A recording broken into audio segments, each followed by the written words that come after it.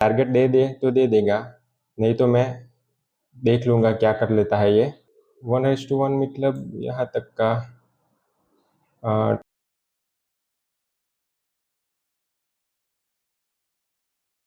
देखो यहाँ पे पुट साइड में बहुत खतरनाक जगह पे एंट्री की है, जो कि इतना बड़ा मूव मैंने मिस कर दिया और यहाँ पे मैंने फ्रस्ट्रेशन में एंट्री ली है।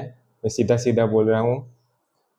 देखो क्यों ली एंट्री, 24,000 का लेवल में ब्रेक किया, फिर से पुल बैक का मैंने वेट किया पर नहीं दिखा पुल बैक, तो यहाँ पे मैंने फ्रस्ट्रेशन में एंट्री ले ली है। अब ये टारगेट दे दे तो दे देगा, नहीं तो मैं देख लूँगा क्या कर लेता है ये। वैसे तो कैंडल टू कैंडल ट्रैक कर रहा हूँ मैं, अगर अच्छा खासा मूव दे दे तो अच्छी बात है, वरना मैं 1:1 पे ही एग्जिट करने का ट्राई करने वाला हूँ। लाइक 1:1 मतलब यहाँ तक का 20, बस यहाँ तक, बस इससे ज़्यादा मुझे नहीं चाहिए और SL भी नहीं दूंगा अभी,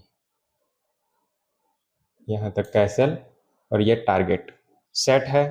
अब दे देगा तो दे देगा, वरना हमारा कुछ नहीं चाहिए हमें। तो वेट करते हैं थोड़ी देर, फास्ट फॉरवर्ड में जो मिलता है वो ले लेंगे। मिल जा अब तो, फ्रस्ट्रेट मत कर मेरे को। क्या करूँ, एग्जिट कर दूँ? क्यों एग्जिट किया वो भी मुझे पता है, फ्रस्ट्रेशन में एंट्री ली है, मैंने पहले ही बोला था। अगर ये SL दे देता तो मुझे और फ्रस्ट्रेशन होता। देखो कुछ ट्रेड ऐसे भी होते हैं जो आपको इस तरह से मैनेज करना होता है। ये टारगेट दे देता मुझे पता था, पर ये लेवल भी कुछ इस तरह का है कि यहाँ पे एक भी पुल बैक नहीं है, देख लो। और अगर ये पुल बैक मेरी एंट्री के तुरंत बाद आ जाता तो मैं इतना फ्रस्ट्रेट होता था कि दिमाग मेरा काम करना बंद हो जाता। मतलब इतना ज़्यादा नहीं, वैसा नहीं कि मैं ओवर ट्रेडिंग कर ले रखता हूँ और ये सब नहीं होता है, पर ऐसा होता है। देखो यहाँ पे मिल जाते हैं हमें पॉइंट्स, पर कोई बात नहीं, आज के लिए इतना ही। आप लोगों के साथ भी ऐसा होता होगा कि आप फ्रस्ट्रेशन में एंट्री ले लेते हैं, पर मैंने फ्रस्ट्रेशन में भी थोड़ा सोच के एंट्री लिया, मतलब कि ऐसे ही नहीं आंख बंद के एंट्री कर लिया है, ऐसा नहीं है। देखो यहाँ पे 24,000 का लेवल था, ओके। ये ब्रेक होते ही मैंने को वेट करने का ट्राई किया मैंने, मतलब कि मेरा व्यू ऐसा था कि 24,000 को लेवल को टच करेगा, फिर मार्केट थोड़ा पुल बैक लेगा।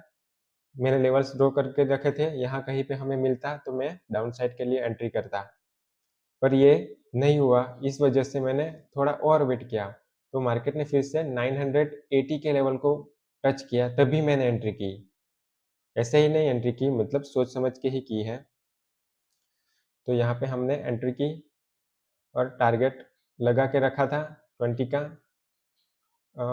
जो कि थोड़ा सा बच जाता मेरे टारगेट से, क्योंकि 20 पॉइंट समथिंग था और ये परफेक्ट 20 पे आके डाउन साइड गया है। तो ये हमारा टारगेट नहीं मान सकते, अर्ली एग्जिट कर दिया हमने। और 1:2 के लिए वेट भी नहीं किया, क्योंकि आपको भी पता है मुझे भी पता है कि मैंने एंट्री कैसे की है, तो हमें टारगेट मिलने का चांसेस बहुत 1% ही थे, और 1% के लिए हम नहीं रुक सकते। मिनिमम 50% होते तो भी मैं रुकता, पर यहाँ पे नहीं थे चांसेस, क्योंकि एक भी पुल बैक नहीं था। तो यहाँ पे मेरी जैसी गलती मत करना आप लोग, क्योंकि फ्रस्ट्रेशन में एंट्री लेते हैं तो कई लोग ओवर ट्रेड करते हैं, पर मैंने अपने आप को इतना ट्रेन करके रखा है कि मैं ओवर ट्रेड कभी नहीं करता। भले मेरा SL चला जाए या तो मेरी एंट्री भी गलत होती है, तो भी मैं फिर से ट्रेड नहीं लेता। भले मुझे डायरेक्शन पता चल जाए कि यहाँ से ऐसा ट्रेड हो सकता है, फिर भी मैं एंट्री नहीं करता, क्योंकि ये डिसिप्लिन ट्रेड हमें अपने आप को आगे ले जाने के लिए बहुत ज़रूरी है। तो यहाँ पे हो गया, अब जैसे भी ट्रेड हुआ, जैसा भी हुआ, बस हमें लॉस नहीं हुआ वो पहले देखना है। तो यहाँ पे एक पोजीशन देख लेते हैं हमारी 1200, ठीक ठाक है, अभी क्या बोले हैं इसमें, चलेगा चलो 1200 इतना तो चलता है। देखो अभी पुल बैक लिया, पर ये भी बहुत छोटा पुल बैक है, इतना पुल बैक में कुछ काम नहीं होगा।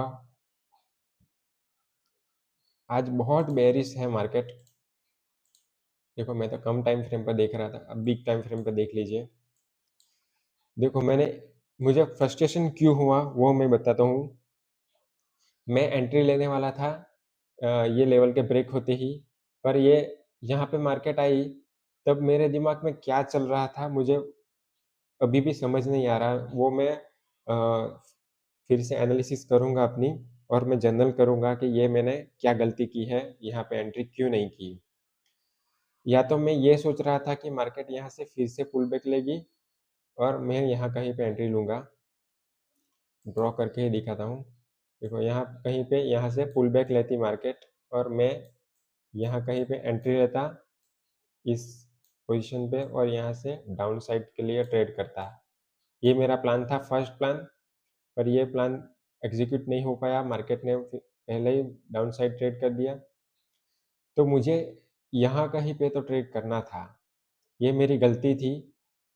इस लेवल पे मुझे एंट्री बनानी चाहिए थी, जो मैंने नहीं बनाई।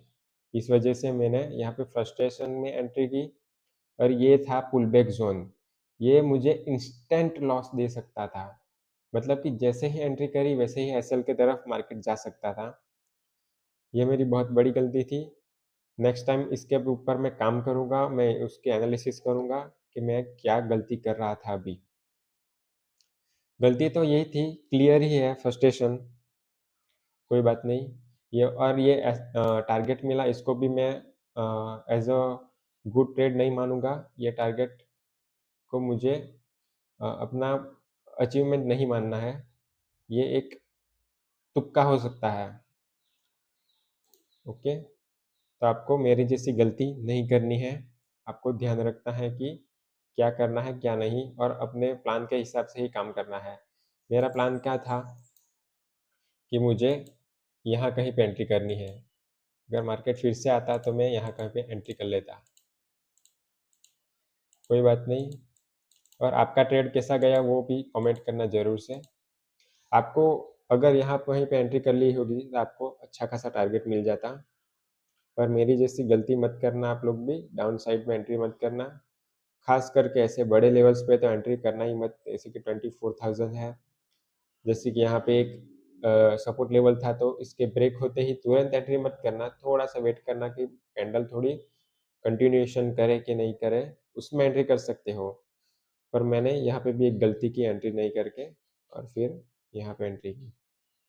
तो कोई बात नहीं, मुझे कुछ 15-16 एंट्री पॉइंट्स मिले हैं, तो इस इतने में मैं अभी आज का डे क्लोज करता हूँ। तो आपका ट्रेड कैसा गया वो भी मुझे कमेंट करना। और मेरी वीडियोस थोड़ी कम आ रही है क्योंकि मैं अभी ट्रेड कम कर रहा हूँ। इस मंथ में मैंने लगभग सभी दिन ही ट्रेड किया है। कई दिन मैंने रिकॉर्ड नहीं किया है क्योंकि वो ट्रेड इतने कम टाइम में बने थे। जो कि मैंने किए थे वो, देखो कैसे-कैसे ट्रेड थे, जिसमें मैंने एंट्री किया और मैंने स्टॉप लॉस ट्रेल कर दिया और मेरा ट्रेलिंग स्टॉप लॉस हिट हो गया, मतलब कि कॉस्ट टू कॉस्ट में ऐसा भी हुआ है। तो वो ट्रेड मैं आपको दिखा था, तो उसमें आप लोगों को कुछ सीखने को नहीं मिलता, इसलिए मैंने वो ट्रेड नहीं दिखाए हैं।